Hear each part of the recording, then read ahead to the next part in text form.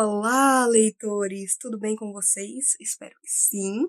E hoje vou fazer um vídeo muito especial falando um pouquinho sobre os grandes autores que eu tive meu primeiro contato no ano passado e que, assim, eles se destacaram pra mim, sabe? Foram leituras sensacionais que eu nem imaginava, né, a maior parte delas que eu fosse, assim, gostar tanto e que esses autores, no final das contas, se tornaram aí grandes nomes na minha lista de escritores que eu quero prestar mais atenção, que eu quero ler mais, exatamente porque eles me fascinaram muito em 2020. Então, está aqui esta lista de 7 autores que eu descobri em 2020 e que eu quero levar para 2021.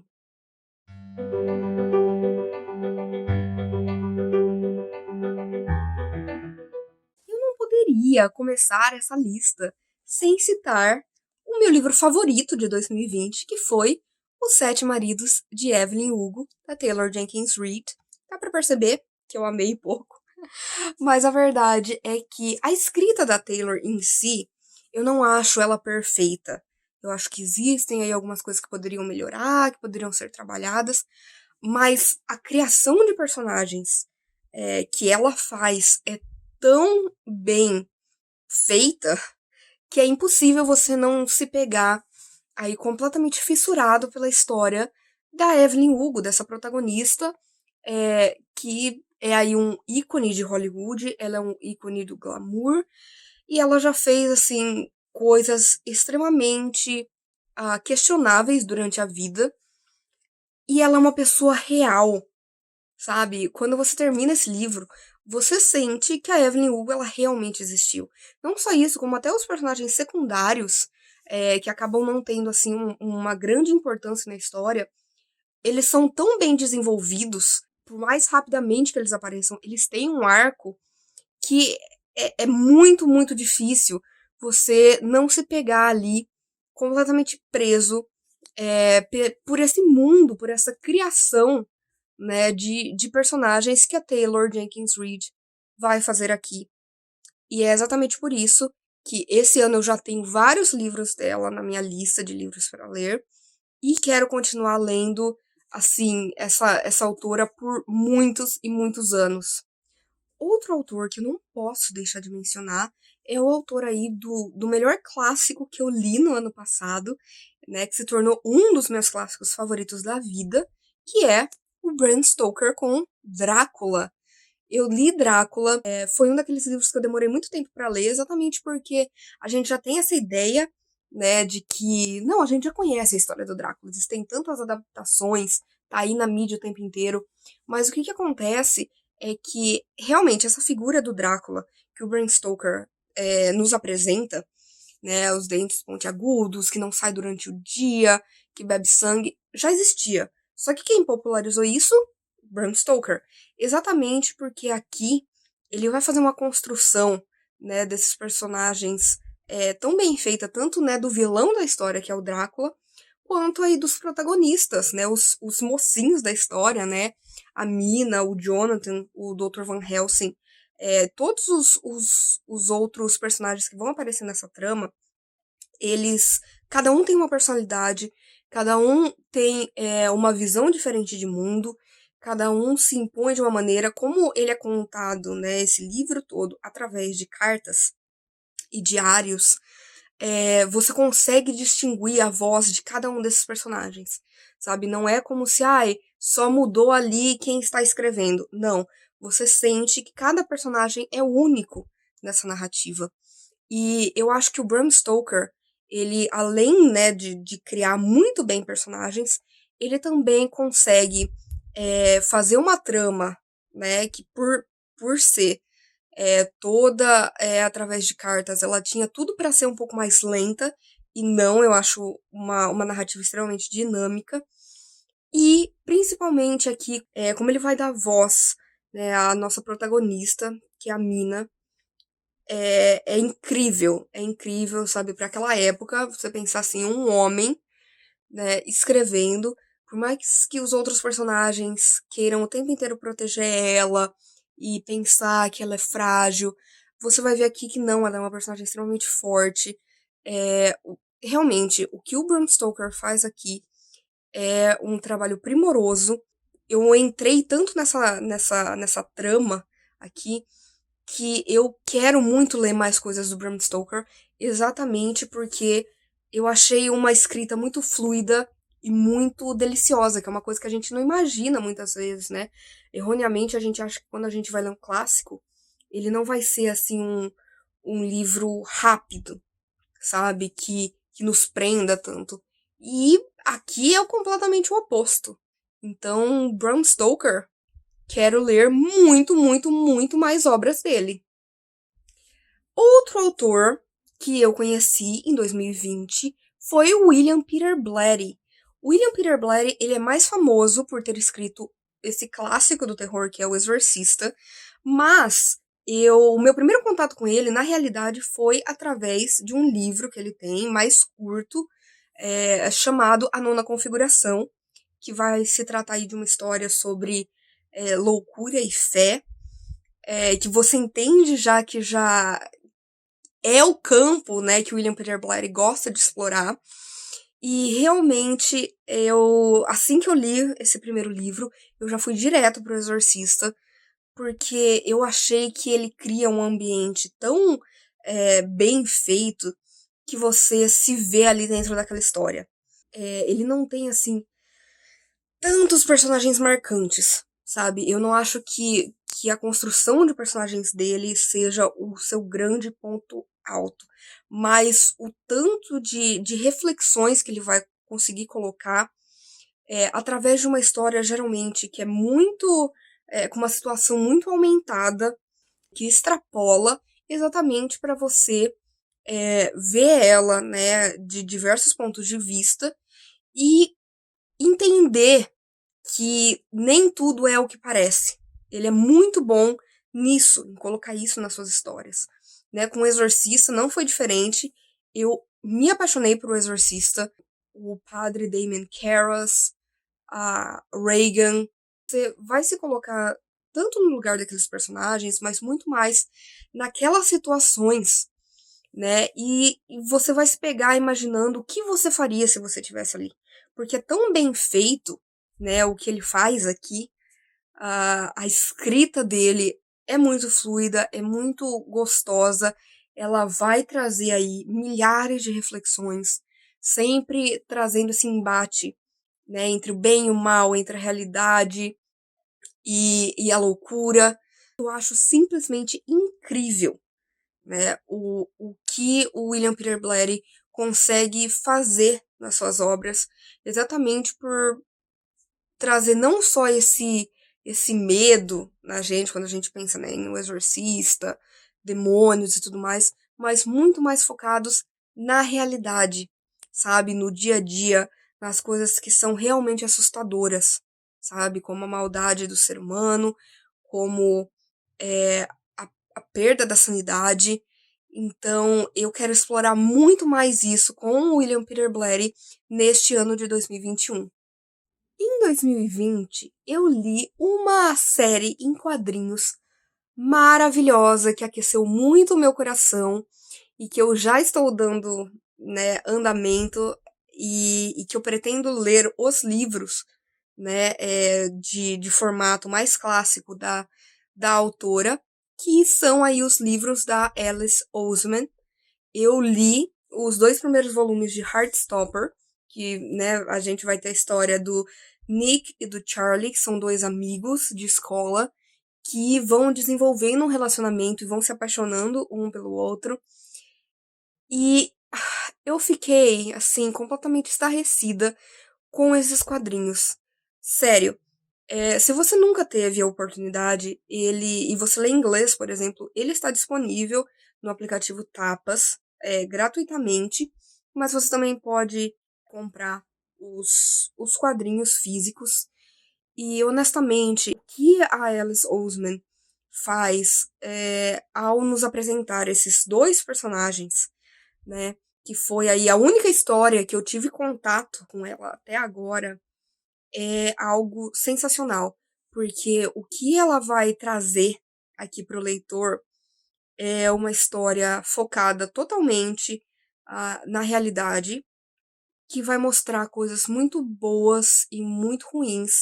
Estar em uma sociedade que não aceita ainda as pessoas LGBTQIA+.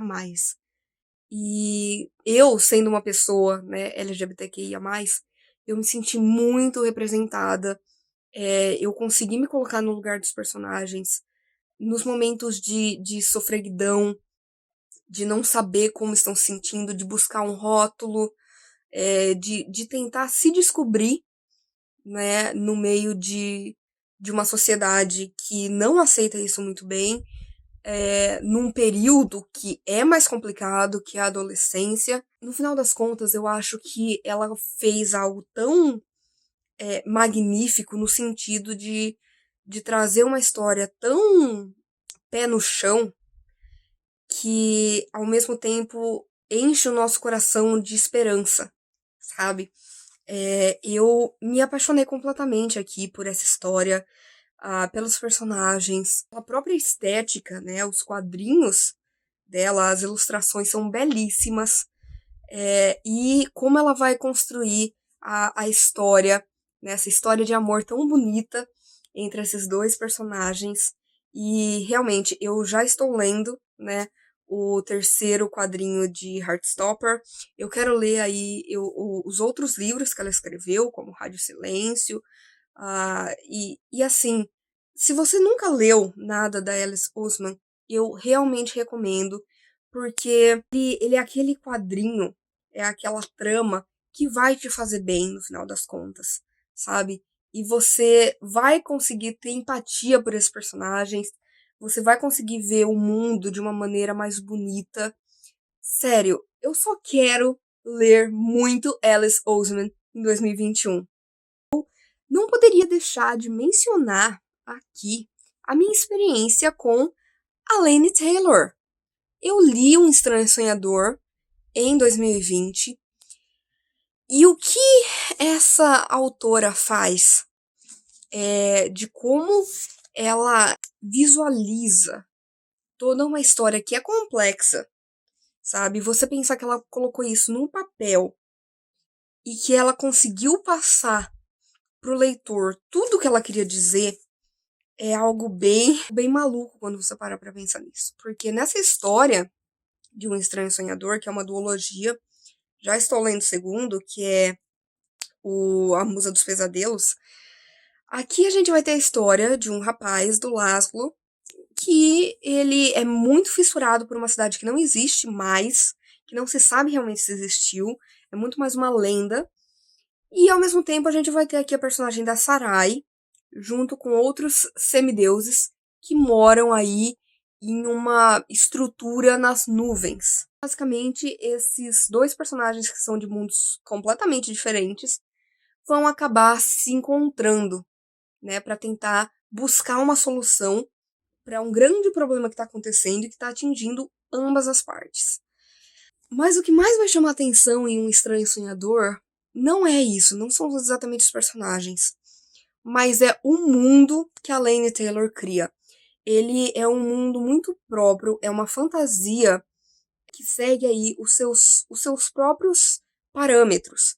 Não se compara a nenhuma fantasia que eu já li na vida, porque é tão diferente, tudo aqui, toda o ambiente, como ela vai caracterizar esses personagens, como que ela vai imaginar todo esse mundo, porque realmente requer muita imaginação quando você vai ler um livro desse, para você entender tudo, leva um tempo.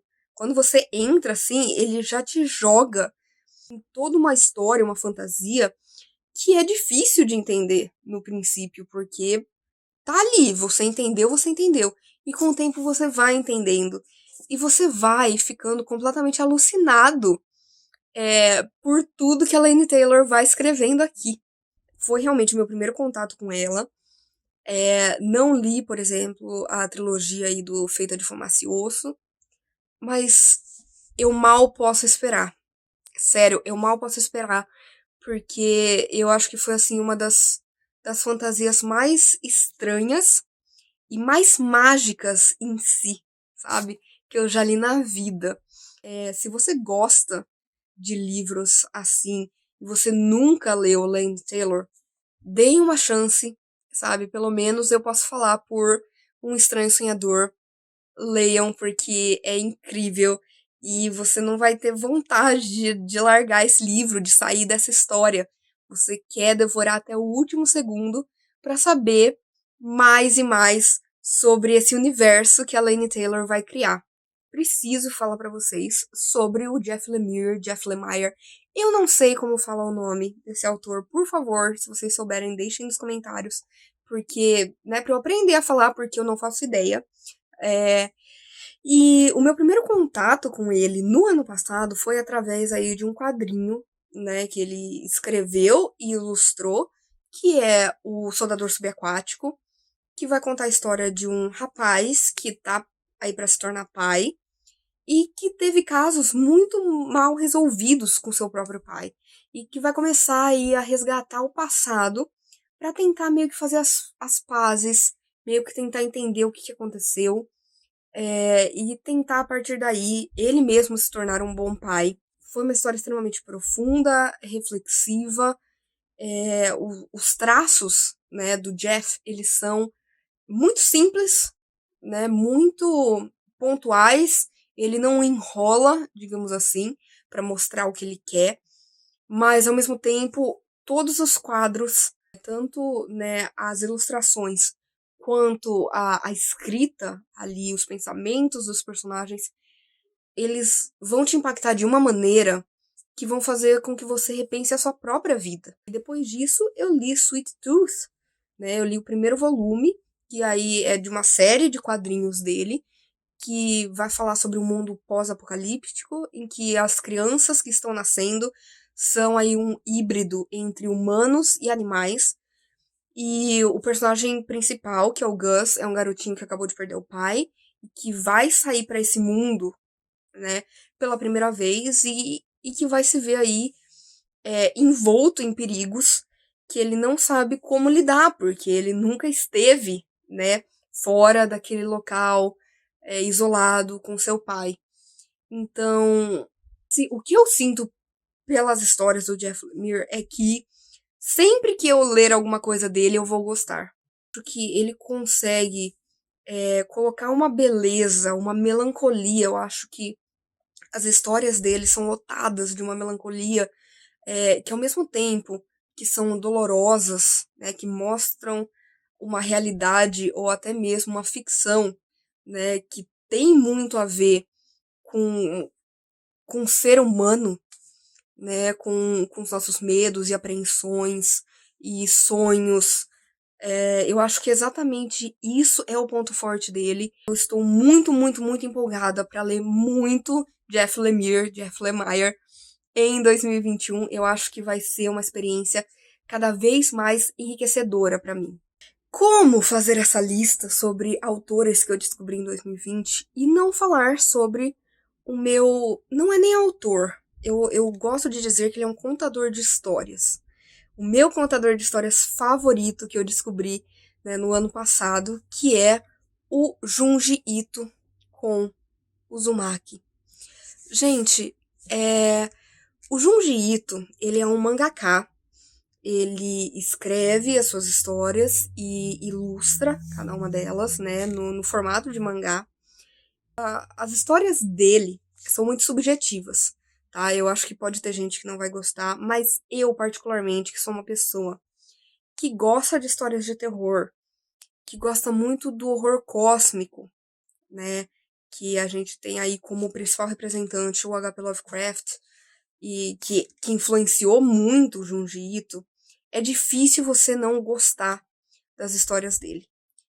No ano passado, eu primeiro li o Fragmentos do Horror, que é aí um mangá que reúne várias histórias curtinhas de terror dele, do Junji Ito.